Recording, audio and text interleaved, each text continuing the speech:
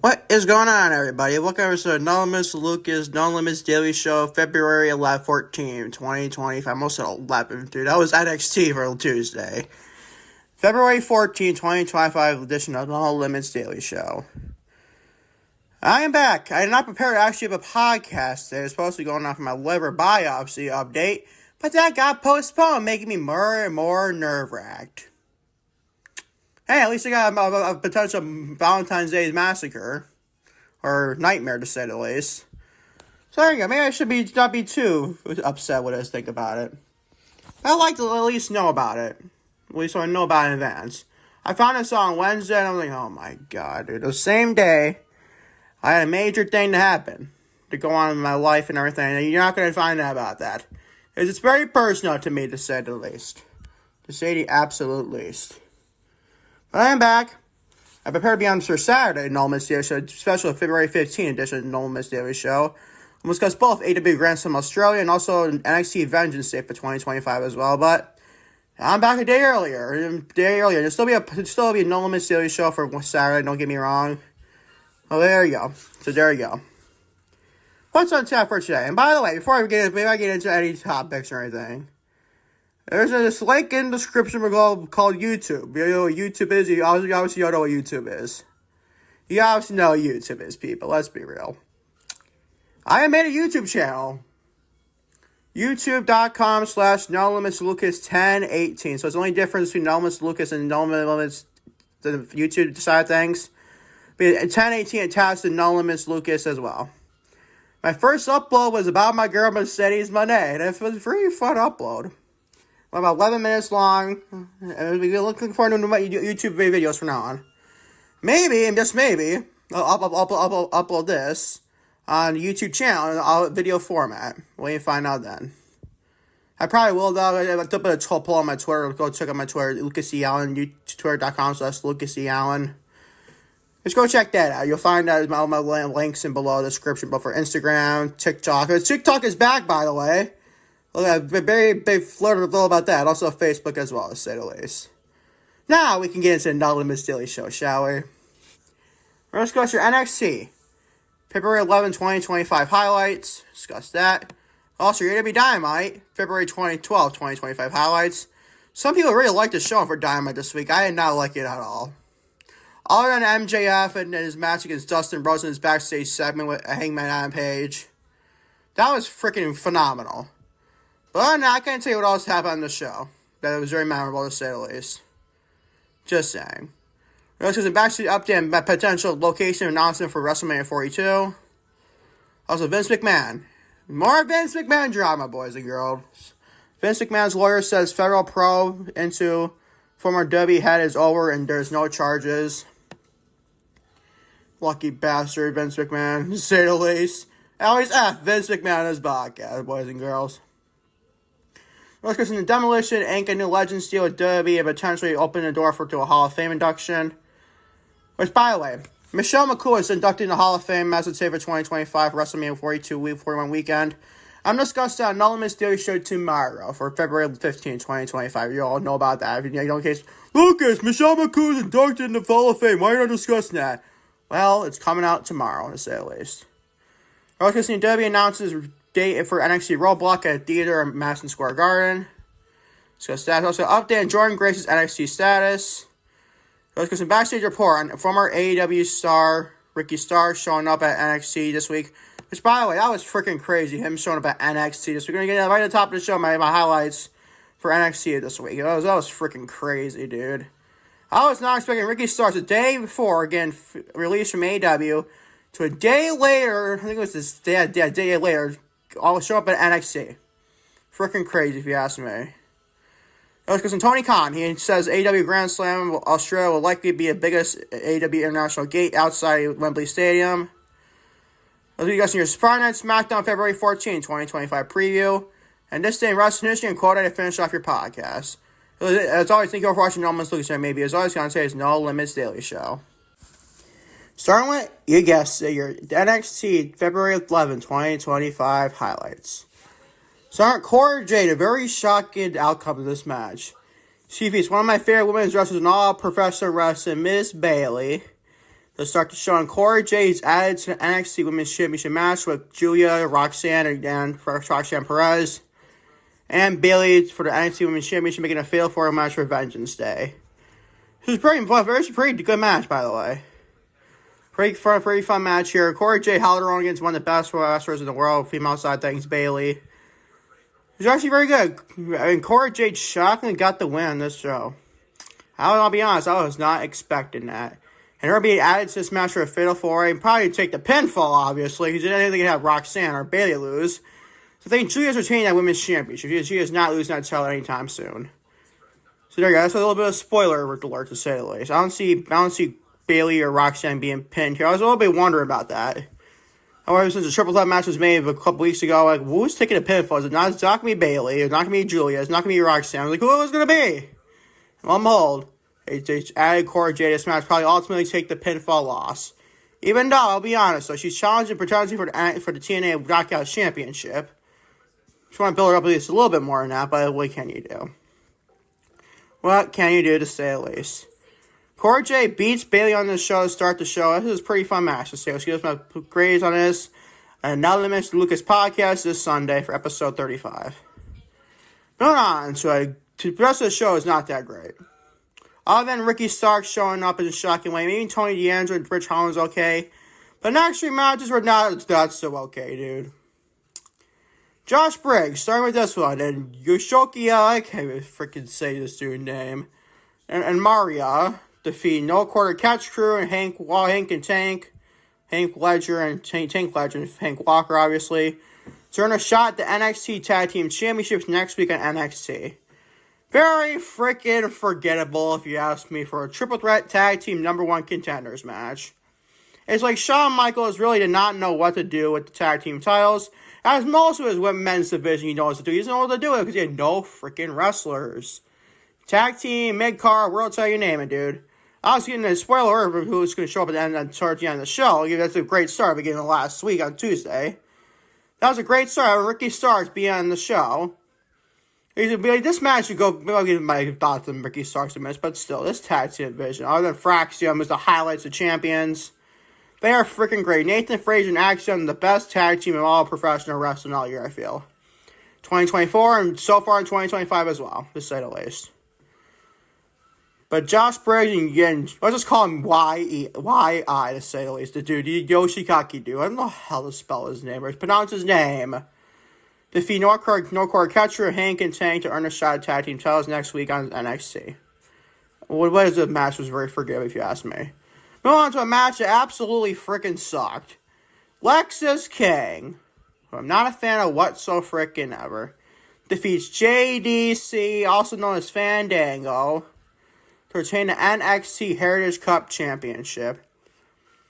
God, this match, I can't stand the Heritage Cup Championship. I really can't. It's on my last nerve to say the absolute least, bro.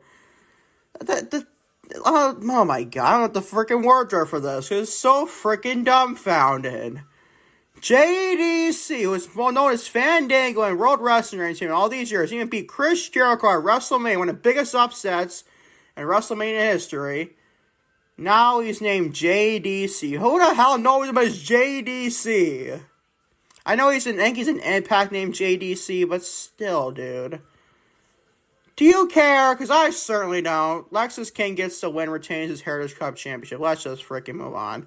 But something just as bad. Nikita Lyons, I'm not a fan of whatsoever at all.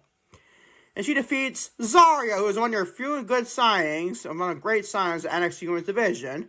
One of the top players in the NXT Women's Division, and Nikita Lyons beat her. Shawn Michaels, dude, you did not cook with this match. You did not cook with this match whatsoever, HBK. Not cook whatsoever. This is going to be a freaking awful great. Same with the freaking last match, Lexis King and JDC. Oh, you did this show. Oh my god, it sucked this week. Other than a select few things like Ricky Starks, Cora Jade and Bayley, and Tony D'Angelo in the main event. Luckily, it gets better though. Ricky Starks, the former AEW superstar, absolute Ricky Starks, shocks the NXT universe, or NXT fans when I name him, by making his first WWE appearance since leaving All Elite Wrestling. The day before, he was just announced he was released. And now a day later, he showed up on NXT, one of the previous segment for the main event. Freaking absolutely insane. I highly doubt AEW has a non-compete clause, which is actually pretty cool for him on paper. I like that big time. But man, oh my god, a day later, Ricky Starks, after being released from All Elite Wrestling, makes his debut for the promotion. They're going to be building around him. Be more than likely, he's not even close. He's going to be building up around this man in 2025 and beyond, probably. Maybe early 2026, and you go probably up to the main roster and everything. But dude, Ricky Starks, this is your face at NXT for the rest of 2025. I'm telling you right freaking now. Here he starts up in mid-card, work his way up to the world title. It doesn't freaking matter. To me, I am probably the mid-card champion, the North American champion. I want to get Tony D'Angelo, who was right there. But eventually in 2025, maybe like SummerSlam weekend, something like that. Maybe even Stand Deliver. I don't think Oba Family's losing that championship at Stand Deliver. And the rest was Trick Williams or whoever. But honestly, you put this man, Ricky Starks, and SummerSlam, we can be somewhere close to SummerSlam pay-per-view, PLA, we're going to name it. You put Oba Family versus Trick Williams, Oba Family versus Ricky Starks for the NXT Championship in your main event. Sign me up. Sign me up to say the absolutely. That's going to be freaking great. One of the few highlights of men's division at Ricky Starks and Oba Family for the future. Probably the only highlight, honestly, to say the least. But this was freaking shocking. I did not expect absolute Ricky Starks to make his NXT debut. I was expecting to make his NXT debut eventually. But not the day after he got released from AEW. Don't get it twisted. I'm not expecting to release in AEW the day after he signed to NXT. Freaking absolutely insane. No pun intended. Absolute Ricky Starks, to say the least. This was freaking great, dude. This was pretty good, though. I'll give us grace as Dominus Lucas podcast on Sunday. Moving on to your main event. A match that kind of impressed me a little bit. I'll be honest, though. It's Tony D'Angelo. It's more actually after the match. This match is more known for. Defeats Rich Holland to retain the NXT North American Championship inside a steel cage. And after the match, a very shocking way, Izzy Dame turns on D'Angelo and the D'Angelo family and aligns herself with Shawn Spears. Absolutely I was actually kind of shocked by that. Gotta be quite honest, dude. I was not expecting Izzy Dame to turn on Tony D'Angelo and the D'Angelo family. But let's start with the match, though. This is actually pretty good. Tony D'Angelo and Rich Holland held his own against Tony D'Angelo in this match. It was actually not that bad of a steel cage. One of the classic steel cage matches of all of World Wrestling Entertainment history. Absolutely not. But still, it's actually impressive for what it was to me. I was not expecting much going into this match. I was not expecting much at all going into this match. Actually, pretty decent. Not to say classic. I don't think you need a steel cage match for this at all. But at least this is pretty decent for what it was. Rich Holland lost here, right outcome. Rich Holland should not be beating Tony D'Angelo for the NXT North American Championship. That's just me. That is just me. This is actually pretty fun. Izzy Dame turned on Tony D'Angelo. I don't mind that. So I don't think the D'Angelo family is this staged D'Angelo family. They don't need like a female in their group. I don't think you need a female in their group whatsoever, in all honesty. So here I align myself with Shawn Spears and his little factions going on. It's pretty cool for what it was. And that is your NXT February 11, 2025 highlights. You're all great. You come out and Dominus Lucas podcast this Sunday for episode number 35.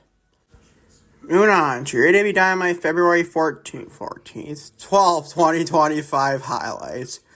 Today's February 14th is Valentine's Day. By the way, happy Valentine's Day to everyone who may be out there celebrating, obviously. Happy Valentine's Day. I forgot to mention at the top of the show. Pardon me, I guess.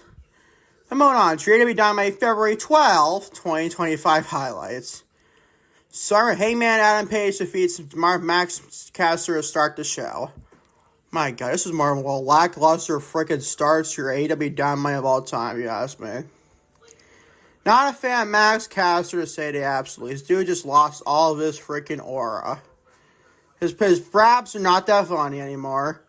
His in-ring ability is not that great anymore. And he lost all of his freaking aura. Not to tell you too much to begin, but I think he's probably one of the more overhyped wrestlers, I felt, honestly. All he had was the raps, so he doesn't have those anymore. All he does is the raps to begin with, now he has nothing anymore. To say the absolute least. It's whatever, dude. It's whatever. But moving on. This match is just not that great, dude. This is not that great. But there's more Hangman Adam Page on the show. Discussing MJF and Dustin Rhodes match began with a backstage segment. And a major freaking voice crack. Lovely, dude. Lovely. Moving on to Death Riders.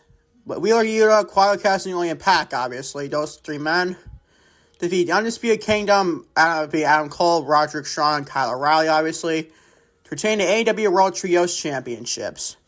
Don't freaking kill. It was actually a match that was not that bad, actually, when I think about it.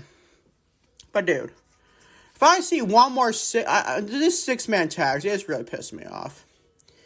I'm not a fan of six-man tags. You know what I mean? To freaking do, dude. I mean, once this match happened, I was like, oh, I rolled my eyes when all the Death Riders, not just Death Riders came out, but just the match, this thing of a six-man tag involving the Death Riders is freaking ridiculous, if you ask me. I get it, the World Trios Champions, that's Tony Khan's fault, if you ask me. Don't think you should be Trios Champions whatsoever, in all honesty. Moving on to Samoa Joe, another Trios match. Back-to-back Trios match. This was even a big time worse, if you ask me. Samoa Joe, Katsuyori Shibata and Hook defeat Aaron Solo, John Cruz, and Rocio Grilli. I don't know if I'm freaking saying that right, dude. What the hell is going on with this freaking company? What are we doing? What is it? Back-to-back trios matches? I don't get it, dude.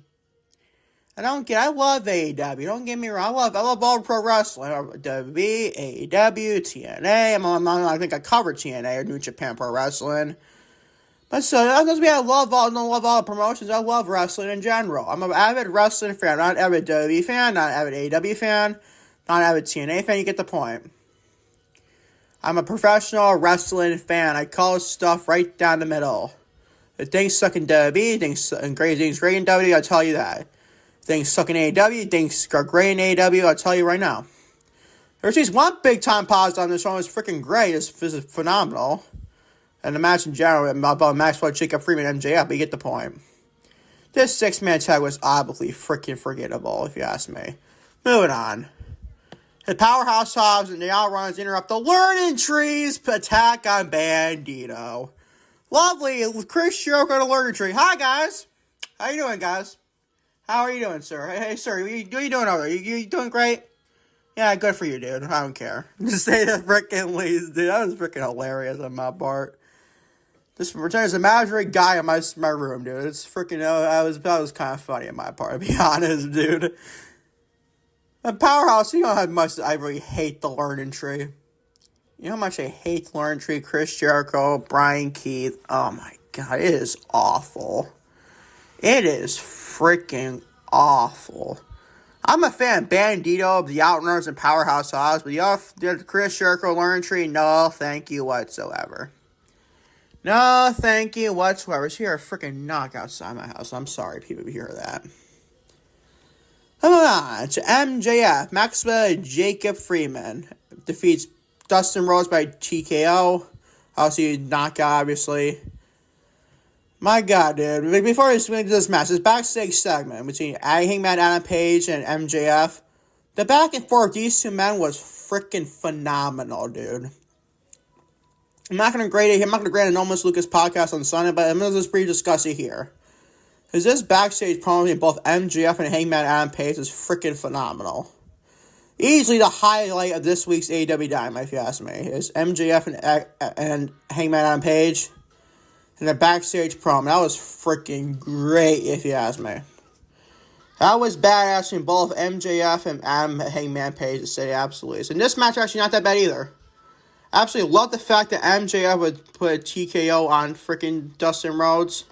Making himself more of a freaking prick than he already is. You don't know about that. He's the probably biggest prick in all professional wrestling, and it's MJF. Obviously, storyline, we get the freaking point. This was freaking very good, dude. The match in general, the backstage segment between MJF and Maxwell Jacob Freeman, also Dustin Rhodes involved, was not that bad whatsoever either. Give me a great listen to the podcast on Sunday. Moving on, so pretty fun squash match, though. Also, be honest about this. It might not be a pretty great on Sunday, but it's still not bad great for a squash match, really. Megan Bayne defeats Maya World. Basically a squash match, like I said. I'm actually under. I like the aura Megan Bayne possesses, dude. I don't know about you guys, but Megan Bayne has a lot of aura to her. I actually like that for a future priest in the AEW Women's Division, all professional wrestling for women in general.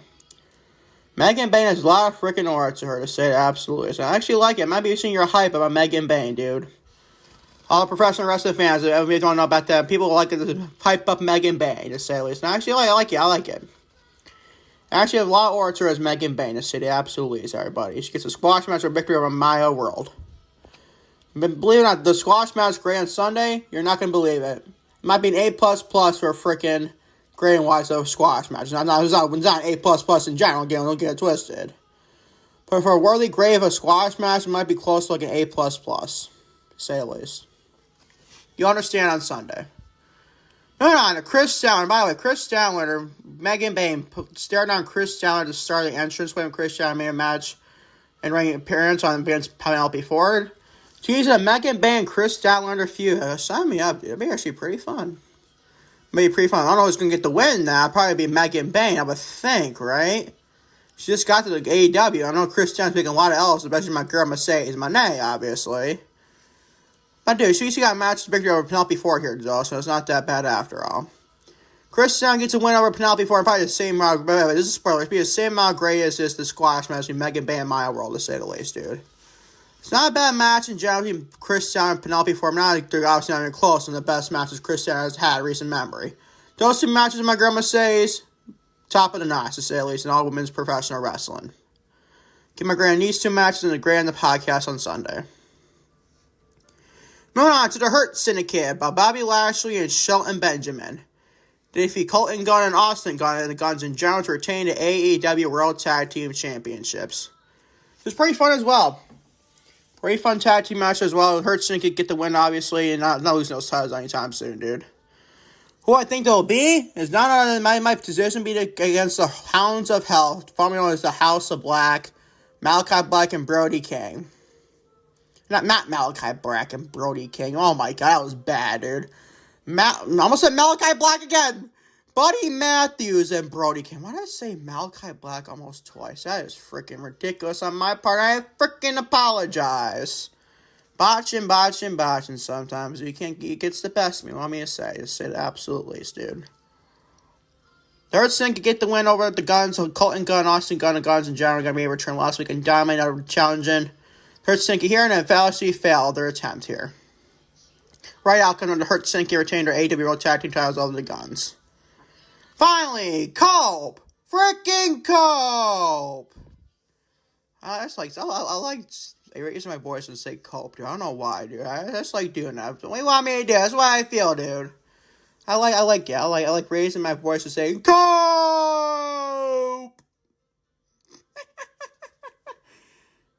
What do you want me to say? What do you want me to say? And formerly known as Adam Copeland, formerly known as Edge and WWE and everything. Oh my god, what has happened to this company? Cole finally gets Jon Moxley to defend his AEW World Championship against him at AEW Revolution month for I think it's March 5th, 2025. Oh my god. And then we actually have a freaking suitcase involving the World Championship where Cope was trying to freaking destroy that. Do you know how freaking ridiculous that sounds, dude? Cope trying to destroy the suitcase that has the AEW World Championship in it. You know how freaking ridiculous that freaking sounds? But that's what it is, and what it is, what do you want me to say? Mr. Cope was trying to destroy destroy the suitcase to get the AEW World Championship. That's what happened. Don't blame me. Blame Tony Khan, dude. Blame Tony Khan. This grade is not going to be great on Sunday whatsoever either. I'll get this great on the podcast on Sunday, though, but I just don't care about the Bruise Brain Brawl match at AEW Grand Slam Australia and obviously Brisbane, Australia. I just don't care. I don't care what you want me to say. Now here's your AEW Dynamite February 12, 2025 highlights. Move on to a backstage update and potential location announcement for WrestleMania 42 and obviously, get to our location right now. Actually, I think about it. I don't know why I said get the location. We get the point. Last January, it was reported that New Orleans, Louisiana was the front runner to host WrestleMania next year. And that seems to be the plan for as we approach WrestleMania 41 in Las Vegas, obviously. Fightful Select is reporting that New Orleans is still expected to host WrestleMania 42. WrestleVotes took the S from Twitter, obviously, on Thursday afternoon to reveal that WWE is planning to officially announce the location for WrestleMania 42 ahead of this year's event. And Fightful says those that have spoken to Acclaim to New Orleans, being the host of the Wembley Stadium Mall in 2026, has been in the works for years. Of course, yeah, freaking WrestleMania 30 and then what? New Orleans, I think, as well. Now it's WrestleMania 34, and obviously there. Well, what's with all the same cities for WrestleMania, dude? I don't understand it. I have to say it absolutely. That being said, with the location for WrestleMania 4 being still up in the air last year, with many within WWE believe that any arrangements that New Orleans host the event in 2026 will not come to fruition. Some WWE partners have also been informed that release New Orleans was a proposal for WrestleMania 42, assuming that there are no other changes would occur. Fightful also provided an update on Saudi Arabia or the United Kingdom hosting WrestleMania in the near future, explaining that those who spoke with the company have no expectations for that happen before 2028. So if people want a WrestleMania in the UK, you have to wait until at least 2028 to say it absolutely. And that freaking sucks. This is the same recycle of WrestleManias every year. New Orleans, New York, New Jersey, New York, you name it. What else? Dallas, Texas, Arlington Stadium. Obviously, AT&T Stadium where the Cowboys play, the Fraud Boys play. You don't know about that, obviously. And what else? Los Angeles, because everyone wants to win, obviously Las Vegas, to say the least. The same freaking cities over and over and over and over and over and over and over. I don't like it. We need to have a UK WrestleMania. Not that I'm going to travel out to the UK to go to WrestleMania. No, thank. I'm not going to be doing that. I'm just going to go for a guy who lives in the United States.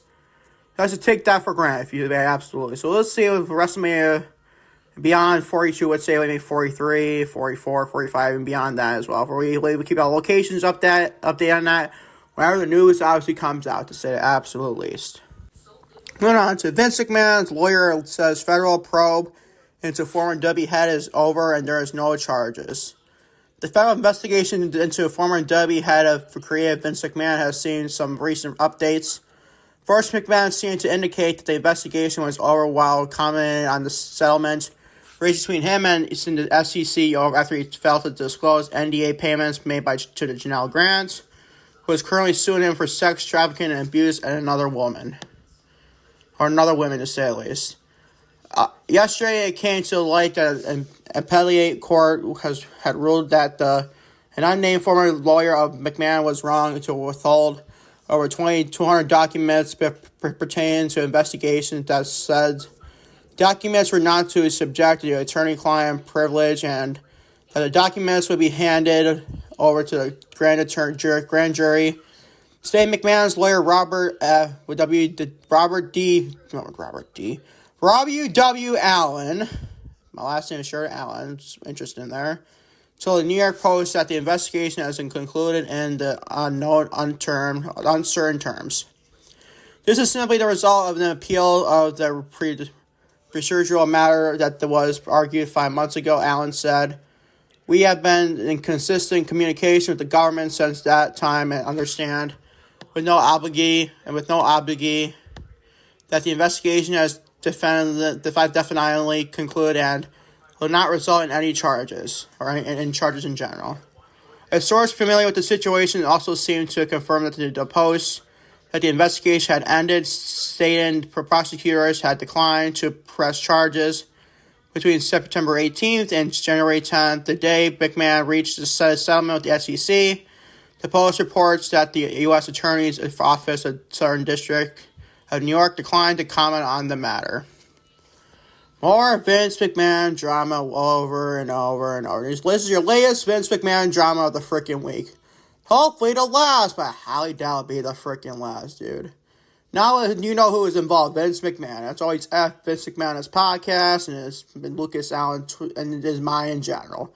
Vince McMahon gets no freaking say, honestly. I just can't stand this dude. For he's doing WWE and in general the last recent years before. He always went out with you his karma bit him in the ass. His karma bit him in the ass now. Triple H at the end had hell now he's doing a great job. He's doing better than Vince McMahon, but that's not saying a lot to say absolutely. It's a conversation for another day to say at least. Here is just your latest Vince McMahon drama of the week, and hopefully it'll last for a good amount of time, forever, but highly freaking doubt to say the least, dude. Move on to Demolition Inc., a new Legends deal with WWE, and potentially opening the door to a Hall of Fame induction.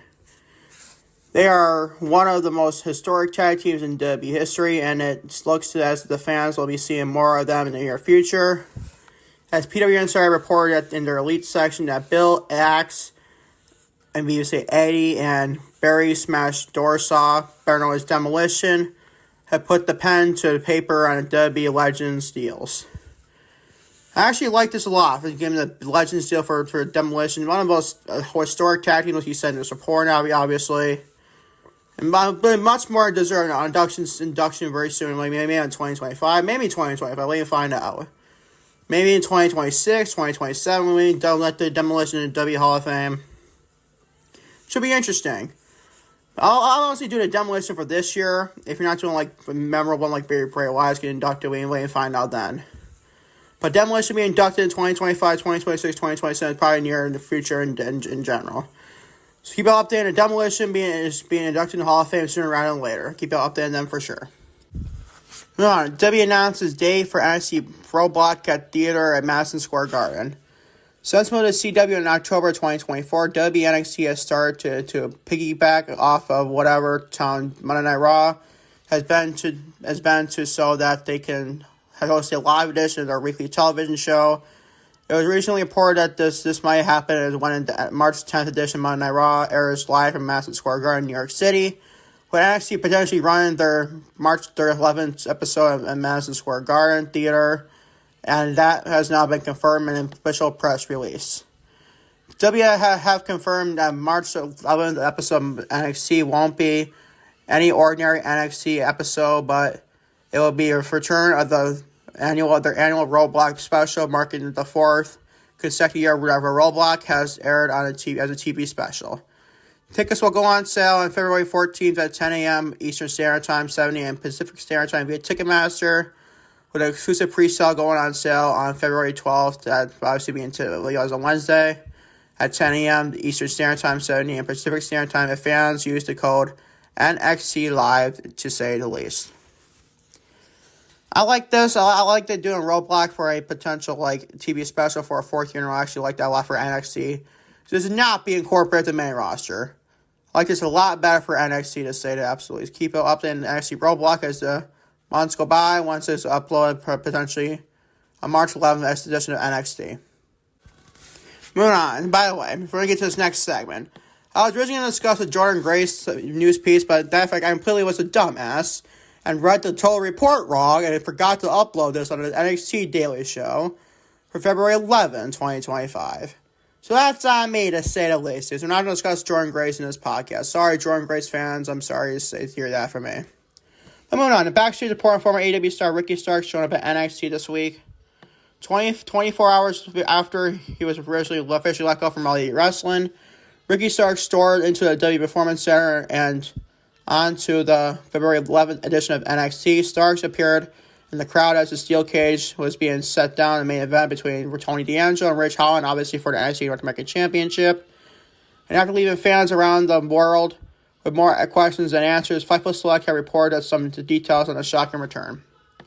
W sources told Fightful that they expected the reaction Starks got from the live crowd, but the one thing many people were picked up was no mention of his official name, Ricky Starks. Oh boy, dude. There is no word as to why this decision was made at the time of the reign, but some have speculated that it could be to do with recent release of trademarks to be filed for, which they all suck. I read that. I've read the trademarks and everything. Those names freaking suck. They're trying to make Jordan Grace's new name. I'm like, oh my god, dude, please. Oh my god, no. Those names are awful, dude. Go read that report. Those that follow Starks' career and believe that he is ready for WWE main roster already, but according to WWE sources, he debuted in NXT because a number of creative plans have already been put in place for WrestleMania 41, while NXT will be more fluid and not working Starks into their creative plans. which is pretty smart if you ask me. And plus, the men's division, NXT could desperately use somebody like Ricky Starks. They can desperately use a guy like Ricky Starks in that men's division, which is freaking awful if you ask me.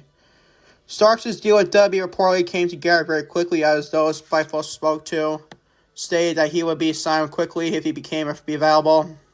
Obviously signed probably a day of dub after the day he was released from AEW, obviously. With interest in a former AEW star dating back as far as December 2024, Fightful had heard Starks was among us. The names considered for a release from AEW over the weekend, while those who were in WWE at the Performance Center were for the show, only to hear that he would be appearing half of the hour before the episode went live.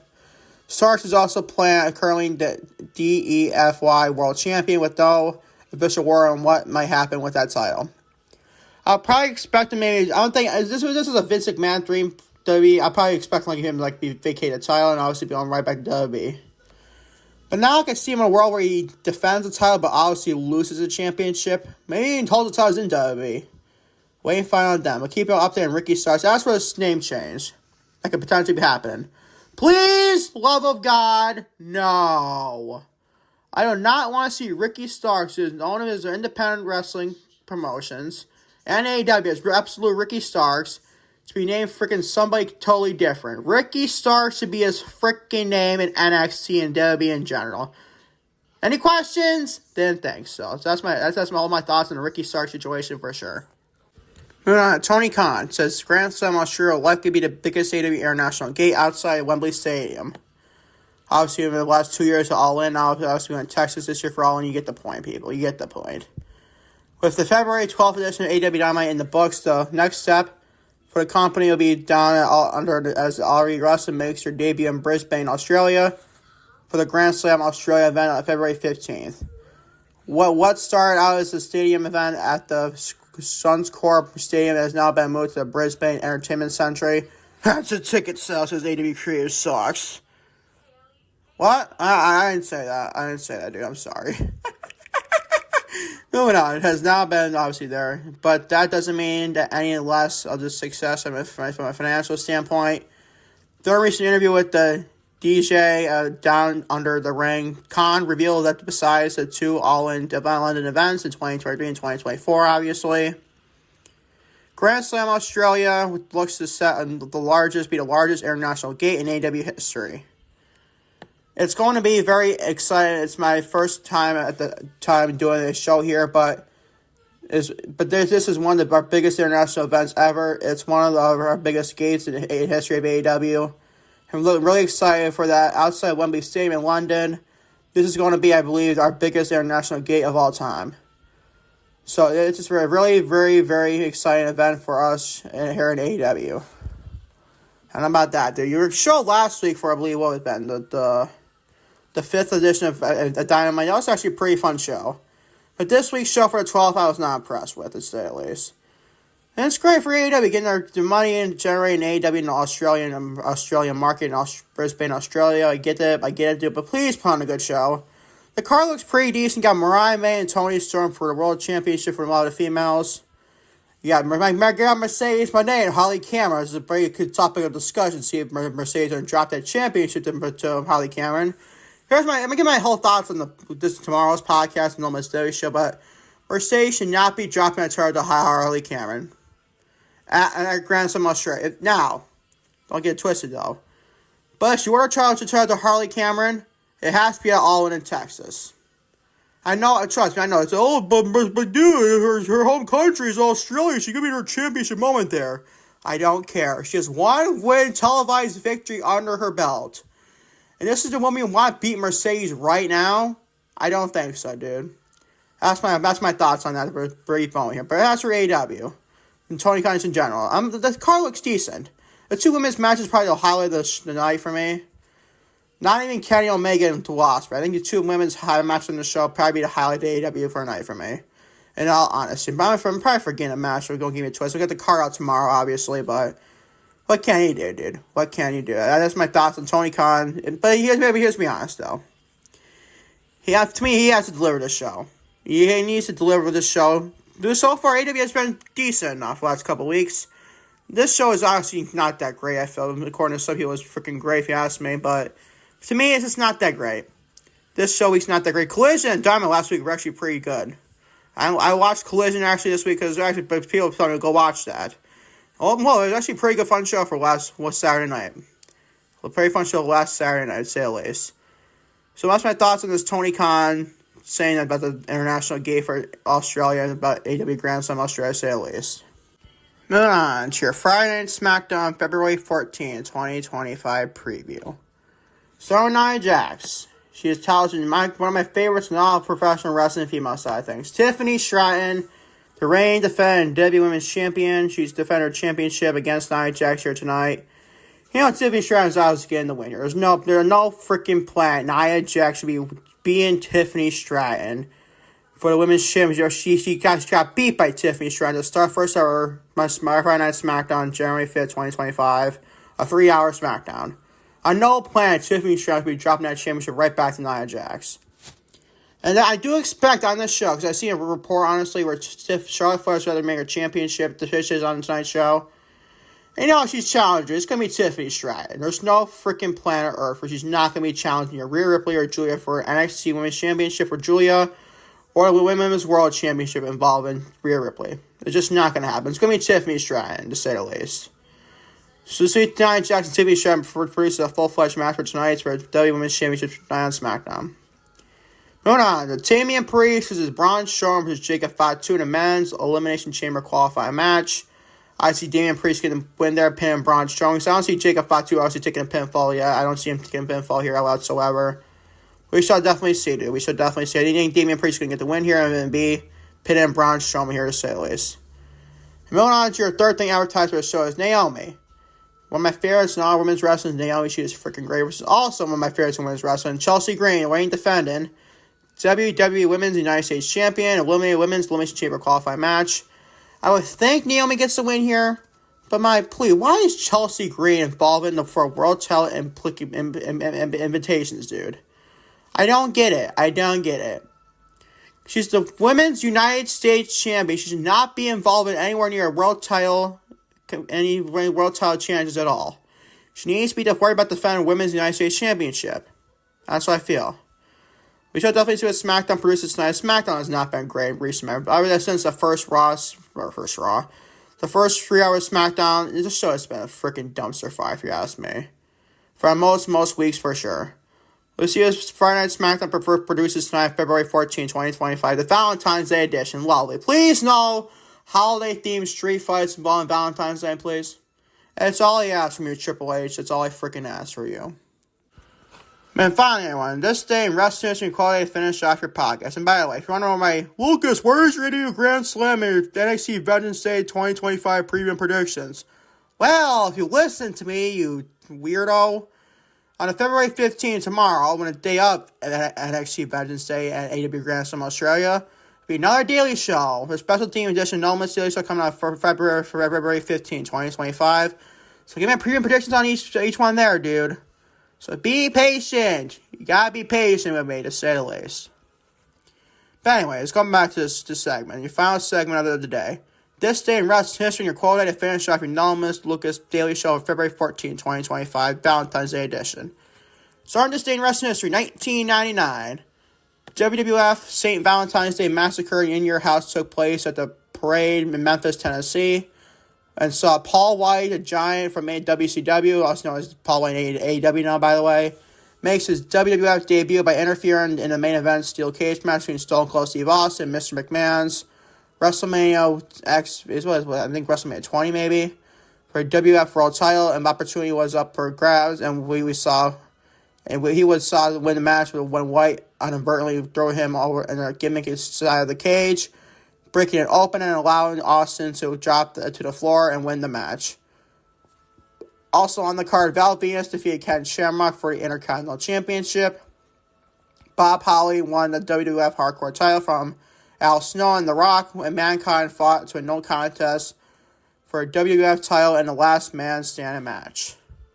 Moving on to 2011, The Rock. Speaking of The Rock, appeared as a surprise guest on Monday Night Raw to announce that he will be served as a special guest host for WrestleMania 29. So That's 2011. Moving on to 2017. On Friday Night SmackDown, on WWE Smackdown in Anaheim, California, Bray Wyatt retained his newly won WWE World Championship. The late great Bray Wyatt missed that dude dearly against AJ Styles and John Cena main event. And the final piece of this in wrestling history for 2021, NXT TakeOver Vengeance Day. Hey, look at this. Vengeance Day taking place this Saturday night for 2025. And NXT TakeOver Vengeance Day in 2021. NXT TakeOver Vengeance Day took place in Orlando, Florida. MSK won the finals of the Men's Dusty Rhodes Tag Team Classic. While it's Dakota Kai, my favorite song for women's wrestling is Dakota Kai. And Raquel Gonzalez, also known as Raquel Rodriguez. She's going to replace the Gonzalez with Rodriguez, obviously. We're victorious in the inaugural women's version of the Women's Intercontinental Championship Tournament. Women's Dusty Rhodes Tag Team Classic Tournament. In the main event, Finn Balor retained his NXT Championship over Pete Dunne, against Pete Dunne. So that is the same wrestling history. Final part, your quotes of the day, as always, is Valentine's edition of Nolan's Daily Show for February 14, 2025. Love is a friendship set to music by Joseph Campbell. To finish off your Nolan's Daily Show, Valentine's Day edition for February 14, 2025. That was actually a Valentine's Day quote, by the way. Got that from good old Google, to say the least. Thank y'all for watching Lucas Nolan's Daily Show, February 14, 2025. I'm late breaking news here. A little bit of late breaking news before I go off in the sunset for the rest of the day. There will be a YouTube. This will be uploaded to YouTube. After I upload, obviously, the full-fledged Spreaker platform where I distribute all the podcasts to Spotify, Spreaker, iHeartRadio, and Amazon Music, you name it, dude. So that's to be published first. But I'm going to upload this manually to YouTube right after this very podcast. Right after I upload it, obviously, on my audio platforms as well. And I'll upload a Patreon within the next week or so as well, to say the least, and there you go. There you go.